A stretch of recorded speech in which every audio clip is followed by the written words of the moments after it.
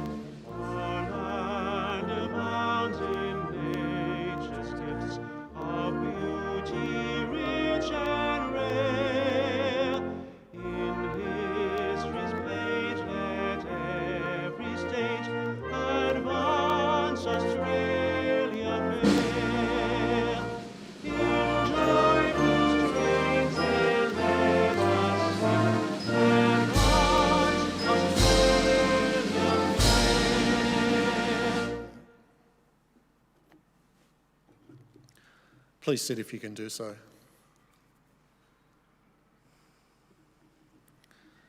The Australian War Memorial was the vision of Charles Bean, Australia's First World War official historian.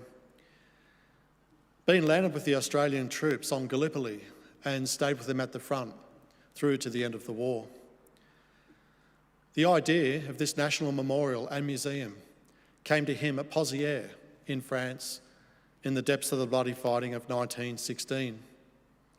Bean's idea was that this would be a place where families and friends could mourn their loved ones buried in faraway places. It would also be a place that could help all Australians understand what these men and women had endured and what they had done for us. Bean's vision, to which we remain true, is best expressed as inscribed in the entrance to the memorial's galleries. Here is their spirit, in the hearts of the land they loved, and here we guard the record which they themselves made. Tonight, we will read the story behind just one of those on the Roll of Honour, which lists the names of more than 102,000 men and women who have given their lives for us in war and on operations for more than a century. But first, we present a lament, Flowers of the Forest. Wreaths or floral tributes will now be laid at the base of the Pool of Reflection.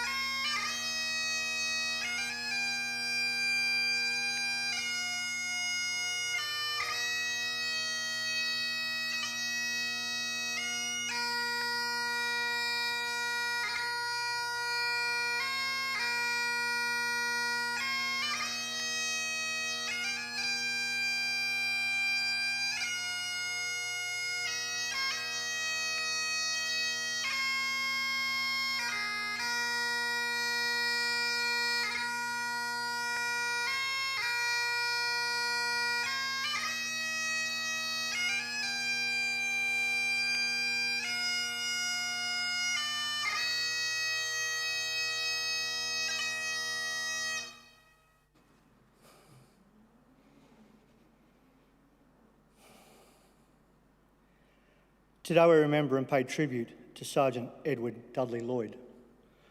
Edward Lloyd was born in Haddon, Queensland on the 7th of July 1912, the sons of Charles and Catherine Lloyd.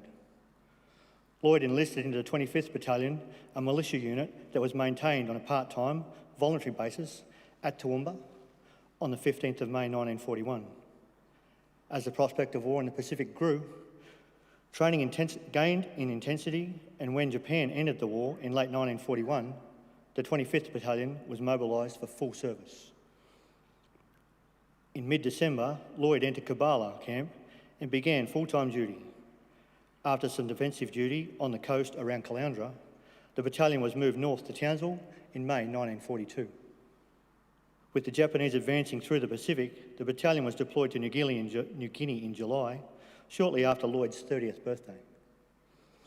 In August and September 1942, the 25th Battalion took part in the pivotal Battle of Milne Bay, remaining there after repelling the Japanese invasion. On the 4th of September, Lloyd enlisted in the Australian Imperial Force while he had been serving full-time. New Guinea was considered an Australian territory, and after enlisting in the AAF, was necessary for him to serve in overseas theatres. After 6 months at Milne Bay, Lloyd and his unit moved to Port Moresby in March of 1943. Lloyd began to receive promotions, becoming acting corporal in May and having his rank confirmed in August. In September, he was appointed a Lance Sergeant. Returning to Australia in November 1943, Lloyd and his comrades underwent a period of training. They were then deployed to Madang in New Guinea, where they undertook garrison duties. In November, the 25th Battalion was committed to the Bougainville campaign, while American forces had been focused on containing the Japanese forces on the island. When the Australians took over, the campaign turned to the offensive. The recently promoted Sergeant Lloyd was away from his unit during the late November and December, detached to the 9th Battalion. But he returned before Christmas, and just before the end of the year was involved in the Battle of Pearl Ridge. Believing the ridge in the centre of Bougainville Island was held by less than a company of Japanese, the 25th Battalion launched a four-pronged attack. The defending force, in fact, had been reinforced and was closer to a battalion in strength. Regardless, the Australians dug in and repulsed a strong counter-attack before sweeping the enemy off the ridge. An observation post was established on the ridge, which was used to direct artillery fire as the Australians pushed south towards Buin. After the Australian advance had been halted by wet weather, in late March, Japanese troops launched several probing attacks.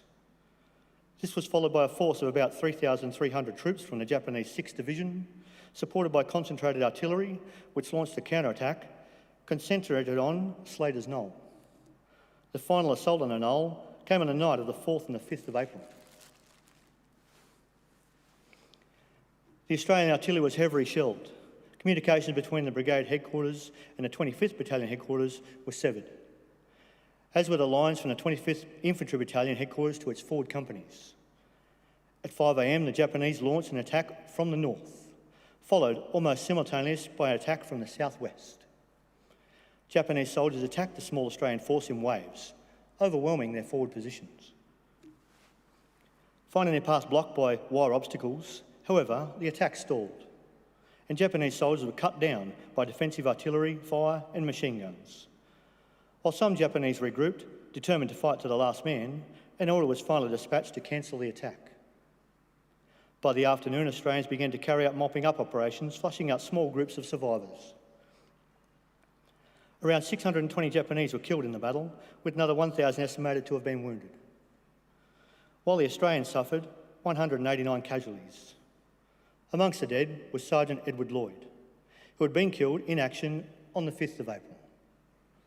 His remains were buried in the field, but were later reburied in Turkana, a war cemetery, where they remain today, under the inscription chosen by his grieving family. His duty, fearlessly and nobly done, ever remembered. Edward's brother George was with the 2nd 26th Battalion and was held as a prisoner of war in Malaya. He survived the war, returning home in December 1945. Edward Lloyd's name is listed on the Roll of Honour on my left, amongst 40,000 Australians who died while serving in the Second World War. A photograph of his headstone is displayed today beside the pool of reflection. This is but one of many stories of service and sacrifice told here at the Australian War Memorial. We now remember Sergeant Edward Dudley Lloyd, who gave his life for us, for our freedoms, and in the hope of a better world.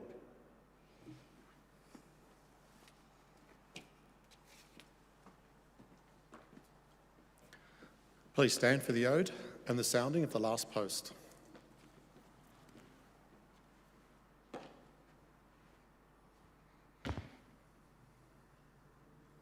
They shall grow not old, as we that are left grow old. Age shall not weary them, nor the years condemn. And at the going down of the sun, and in the morning, we will remember them. Remember them.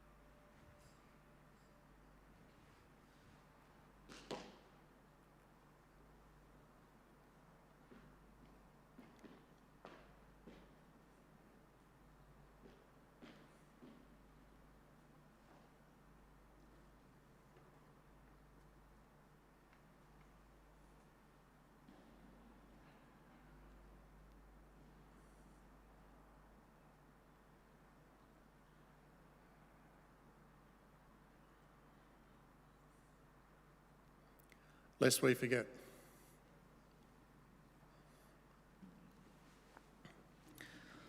We leave you this evening with the words of the memorial's founder, Charles Bean.